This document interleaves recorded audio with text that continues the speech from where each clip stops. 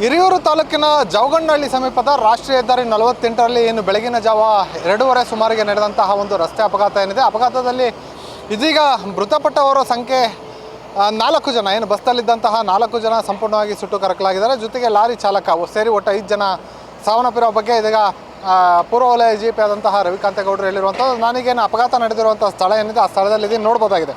ಅಂದರೆ ಏನು ಸೀಬಲ್ಟ್ ಬಸ್ ಏನಿತ್ತು, ಸೀಬಲ್ಟ್ ಬಸ್ ಏನು ಬೆಂಗಳೂರು ಕಡೆಯಿಂದ ಶಿವಮೊಗ್ಗ ಮಾರ್ಗವಾಗಿ ಗೋಕರ್ಣ ತೆರಳ್ತಾ ಇತ್ತು. ಅದೇ ಮಾರ್ಗವಾಗಿ ಏನು ಚಿತ್ರದುರ್ಗ ಕಡೆಯಿಂದ ಬಂದಂತಹ ಏನು ಲಾರಿ ಏನು ಬೆಂಗಳೂರು ಹೋಗ್ತಾ ಇತ್ತು. ಬೆಂಗಳೂರು ಹೋಗ್ತಾ ಇದ್ದಂತಹ ಲಾರಿ ಚಾಲಕನ ಏನು ಅಜಾಗರೂಕತೆಯಿಂದ ಏನು ಶಿವಮೊಗ್ಗ ಕಡೆ ತೆರಳುತ್ತಿದ್ದಂತಹ ಏನು ಬಸ್ಸಿಗೆ ಒಂದು ಡಿಕ್ಕಿ ಹೊಡೆದಿದೆ. ಆ ಡಿಕ್ಕಿ ಹೊಡೆದಂತಹ ಸಂದರ್ಭದಲ್ಲಿ ಬಸ್ಸಿಗೆ ಏನು ಸೀಬಲ್ಟ್ ಬಸ್ಸಿಗೆ ಬೆಂಕಿ ಹತ್ಕೊಂಡಿದೆ. ಬೆಂಕಿ ಹತ್ಕೊಂಡಂತಹ ಸಂದರ್ಭದಲ್ಲಿ ಬಸ್ಸಲ್ಲಿದ್ದಂತಹ ಏನು 27 ಜನರ ಏನೋ ರಕ್ಷಣೆ ಮಾಡಲಾಗಿದೆ. ಈಗ ಅದರಲ್ಲಿದ್ದಂಥ 4 ಜನರು ಸಂಪೂರ್ಣವಾಗಿ ಸುಟ್ಟು ಕರಕಲಾಗಿರುವಂಥದ್ದು. ಜೊತೆಗೆ 3 ಜನರು ಏನು ಪೊಲೀಸರ ಸಂಪರ್ಕಕ್ಕೆ ಸಿಗ್ತಾ ಇಲ್ಲ, ಅವರಿಗೂ ಕೂಡ ಹುಡುಕಾಟ ನಡೆಸ್ತಾ ಇರುವಂಥದ್ದು. ಈಗಾಗಲೇ ಪೊಲೀಸ್ ಇಲಾಖೆ ಇರ್ಬೋದು, ಜೊತೆಗೆ ಅಗ್ನಿಶಾಮಕ ದಳದ ಸಿಬ್ಬಂದಿಗಳು ಕೂಡ ಇಲ್ಲಿರುವಂತಹ ಬಸ್ ಏನಿದೆ, ಬಸ್ಸು ಜೊತೆಗೆ ಲಾರಿ ಏನಿದೆ, ಲಾರಿನ ತೆರವು ಮಾಡ್ತಾ ಇರುವಂತಹ ತೆರವು ಮಾಡಿದ್ದಾರೆ. ಅಂದರೆ ಏನು ರಸ್ತೆ ಪಕ್ಕಕ್ಕೆ ಲಾರಿನ ನಿಲ್ಲಿಸಿರುವಂಥದ್ದು. ಜೊತೆಗೆ ಅಗ್ನಿಶಾಮಕ ದಳದ ಸಿಬ್ಬಂದಿಗಳು ಕೂಡ ಏನು ನೀರು ಮೂಲಕ ಏನು ಅಪಘಾತ ನಡೆದಿದೆ, ಅಪಘಾತ ನಡೆದಿರುವಂತಹ ಒಂದು ಸ್ಥಳ ಏನಿದೆ ಆ ಸ್ಥಳವನ್ನು ಸ್ವಚ್ಛಗೊಳಿಸುವಂಥ ಒಂದು ಕೆಲಸ ಕೂಡ ಮಾಡ್ತಾ ಇರುವಂಥದ್ದು. ಏನು ಅಪಘಾತ ನಡೆದಂಥ ಸಂದರ್ಭದಲ್ಲಿ ಸ್ಥಳಕ್ಕಾದಂಥ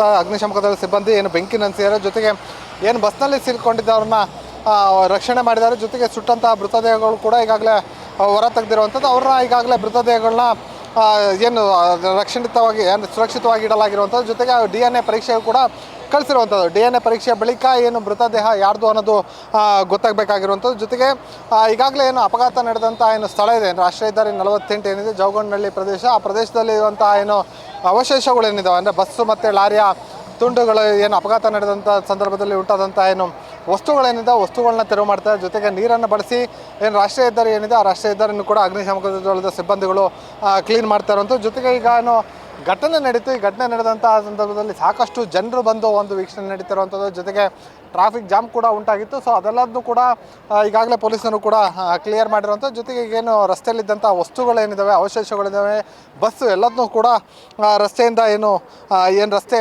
ಪಕ್ಕಕ್ಕೆ ತೆರವು ಮಾಡಿರುವಂಥದ್ದು. ಒಟ್ಟಿನಲ್ಲಿ ಈಗೇನು ಈ ಒಂದು ಅಪಘಾತದಲ್ಲಿ 4 ಜನ ಬಸ್ನಲ್ಲಿದ್ದಂಥ ಪ್ರಯಾಣಿಕರು ಮತ್ತು ಒಬ್ಬ ಲಾರಿ ಚಾಲಕ ಸೇರಿ 5 ಜನ ಮೃತಪಟ್ಟಿರುವಂಥದ್ದು. 3 ಏನು ನಾಪತ್ತೆಯಾಗಿದ್ದು ಅವರಿಗೆ ಪೊಲೀಸರು ಈಗ ಏನು ಹುಡುಕಾಟ ನಡೆಸ್ತಾ ಇರುವಂಥದ್ದು.